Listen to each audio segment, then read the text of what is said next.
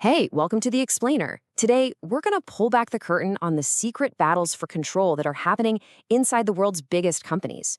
We're diving into a really fascinating lecture by corporate law expert Professor Ann Lipton to try and understand a trend she calls corporate authoritarianism. So let's just jump right in with a huge question. Think about it. You interact with these massive corporations every single day, right? From the phone in your hand to the food on your plate. But who is really calling the shots inside them? As we're about to see, the answer is a whole lot more complicated and a lot more contested than you probably think. Just to get a sense of the scale we're dealing with here, take a look at this. Facebook has a staggering 3 billion monthly users. For a huge number of countries, Facebook literally is the internet. What that means is a handful of people in one boardroom can shape global communication for a massive chunk of humanity. Or how about Amazon? Their web services, AWS, power over 76 million websites. And when AWS has even a tiny outage, huge parts of the digital economy that we all rely on, things like Venmo or Snapchat, they just go dark. And hey, this isn't just about the tech world. Take a brick-and-mortar giant like Walmart. It serves 255 million customers every single week. For a ton of communities out there, it's not just a store. It's the only place to get affordable groceries. That gives it just immense local power. So all this immense power, it naturally leads to a really critical question. Who's holding these companies accountable? That was the life's work of pioneers like Professor Tamar Frankel. She was a giant in figuring out what responsibility and trust, what we call fiduciary law, should even mean in this corporate world. Okay, so the big point here, the really crucial takeaway for this first part, is that the internal fights at these corporate giants, that's not some abstract financial issue. The decisions they make affect all of us, whether you own a single share of their stock or not. And legally speaking, a tiny group of people on the board of directors has almost total authority.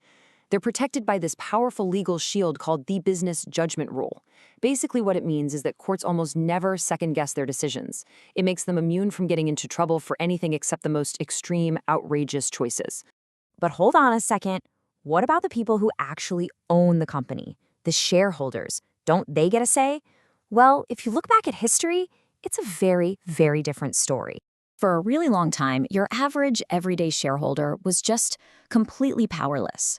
As you can see here, the insiders, the moguls, they could issue stock that had no voting rights at all, or they could just rig the voting system to make sure they could never be challenged. The whole thing was seen as completely undemocratic, and it stayed that way right up until it all came crashing down in 1929. But then, coming out of the Great Depression and World War II, something huge started to shift. The whole balance of power was about to get turned on its head. So what was the big change? Well, it was a move away from mom-and-pop investors buying individual stocks. Instead, people started putting their money into these huge institutional funds, like pension funds and mutual funds. And just look at these numbers. In 1933, these big funds owned less than 9% of the market. Today, that number is around 70%. That is a massive shift. So what happens when all that money gets concentrated in just a few big funds? Well, you get a whole new class of really powerful shareholders.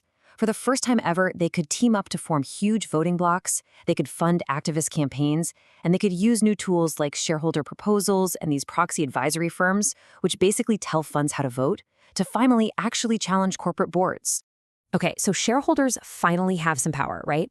But just as they found their voice, a huge backlash kicked off, a really systematic effort to take away that oversight and put all the power right back into the hands of the insiders.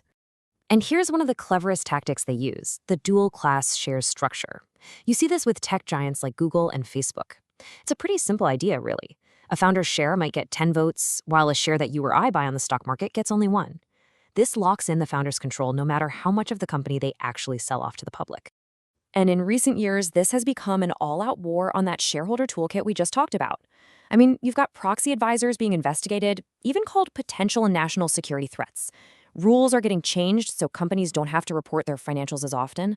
And there's this huge push to force any lawsuits from shareholders out of the public courts and into secret, private arbitration. You'd think the main referee in all of this, the state of Delaware, where most big companies are based, would hold the line. But even they have bent to the pressure. They've actually changed their own laws to make it harder for judges to scrutinize controlling shareholders, basically rewriting the rulebook to favor management. All right, so let's zoom out. When you put all these pieces together, you start to see what's really at stake here. This is not just some boring debate about financial returns.